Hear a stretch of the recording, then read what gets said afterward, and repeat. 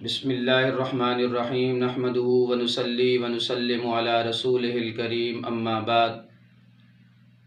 ہمارے نبی پاک صلی اللہ علیہ وآلہ وسلم جو ہمارے لیے دین لے کے تشریف لائے وہ صرف عبادات کا دین نہیں ہے کہ ہم نے نماز کیسے پڑھنی ہے، روزہ کیسے رکھنا ہے، حج کیسے کرنا ہے، زکوٰۃ کیسے دینی ہے۔ جہاں آپ عبادات کا دین لے کے تشریف لائے، مسجد کا دین لے کے تشریف لائے، وہیں پہ آپ سیاسیات کا دین لے کے بھی تشریف لائے، اخلاقیات معاملات کا دین بھی لے کے تشریف لائے، غمی خوشی کے بھی احکام لے کے آپ تشریف لائے کہ غمی کے اندر ہم نے کیا کرنا ہے، خوشی کے موقع کے اندر کیسے ہم نے اللہ رب العزت کو راضی کرنا ہے۔ تو خوشی کے مسلمانوں کے دو بڑے تہوار، ایک عید الفطر ہے، ایک عید الاضحیٰ ہے۔ تو عید الفطر کے موقع پر آپ صلی اللہ علیہ وآلہ وسلم کے جو مسنون اعمال تھے، ان اعمال میں سے ایک یہ کہ شریعت کے مطابق اپنی آرائش کرنا ہے، اپنے آپ کو بنانا سنوارنا ہے۔ شریعت بناؤ سنگھار سے منع نہیں کرتی، لیکن وہ شریعت کے اصول ضابطوں اور شریعت کے تحت اگر ہوگا تو شریعت اس کو جائز قرار دیتی ہے۔ صبح سویرے جلدی اٹھنے کی کوشش کرنا ہے، اور ویسے بھی اس امت کے صبح کے اوقات کے اندر برکت رکھ دی گئی ہے۔ یہ تو ویسے ہی انسان زندگی کا معمول بنا لے کہ ویسے بھی وہ جلدی اٹھا کرے۔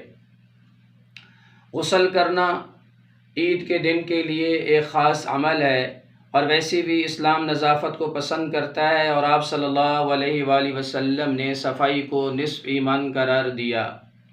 مسواک کرنا یہ مستقل سنت عمل ہے، اور میرے اور آپ کے آقا صلی اللہ علیہ وآلہ وسلم کا دنیا سے تشریف لے جاتے وقت جو آخری عمل تھا وہ بھی مسواک کا عمل ہے۔ آپ نے مسواک کے بڑے فضائل ارشاد فرمائے۔ آپ نے فرمایا کہ اگر میری امت پر مجھے مشقت کا خوف نہ ہوتا تو میں مسواک کو ان پر واجب قرار دیتا، اور آپ نے فرمایا کہ مسواک کے 70 سے زائد فائدے ہیں۔ اس کا ادنا فائدہ یہ ہے کہ مرتے وقت اللہ تعالیٰ کلمہ نصیب فرماتے ہیں، تو کتنی بڑی سعادت کی بات ہے۔ تو عید کے دن بھی مسواک کا استعمال کرنا ہے۔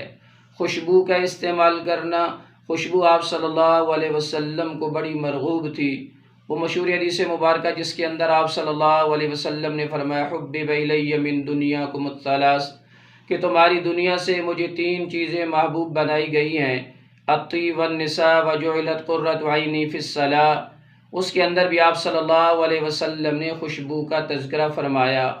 حسب استطاعت، حسب توفیق اچھے کپڑے پہننا ہے، نئے کپڑے پہننا کوئی ضروری نہیں ہے۔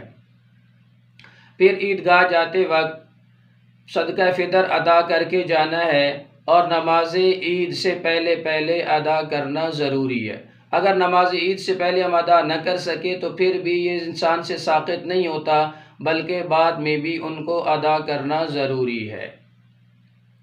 عیدگاہ جاتے ہوئے ایک راستے سے جانا ہے، دوسرے راستے سے واپسی کرنی ہے، اور عید الفطر کے دن آہستہ آواز میں تکبیرات تشریق کہتے ہوئے عیدگاہ کی طرف جانا ہے، اور عید الاضحیٰ کے موقع پہ قدر بلند آواز سے تکبیرات تشریق کہتے ہوئے جانا ہے۔ عیدگاہ جانے کے لیے اگر عیدگاہ قریب ہے تو بغیر سواری کے پیدل جائے۔ ہاں اگر عیدگاہ دور ہے تو پھر انسان سواری کا استعمال کر سکتا ہے، اور عیدگاہ کے اندر جلدی جانے کی انسان کوشش کرے، اور عیدگاہ کے اندر جا کر نماز عید پڑھنے کی انسان کو کوشش کرنی چاہیے۔ تو دعا کریں اللہ تعالیٰ یہ جو آداب ہیں ان آداب کو سامنے رکھ کے ہمیں عید الفطر کی خوشیاں اللہ تعالیٰ سمیٹنے کی توفیق عطا فرمائے۔ اور یہ بہت بڑی سعادت کی بات ہے کہ آپ صلی اللہ علیہ وسلم کے مسنون اعمال سے ہم اپنی خوشیوں کو دوبالا کر سکتے ہیں۔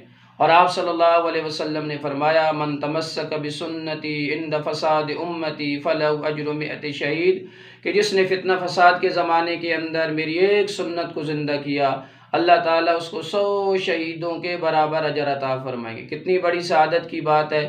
تھوڑی سی استحضار کے ساتھ میں اور آپ کتنا نفع اٹھا سکتے ہیں۔ تو دعا کریں اللہ تعالیٰ ہم سب کو عمل کرنے کی توفیق عطا فرمائے۔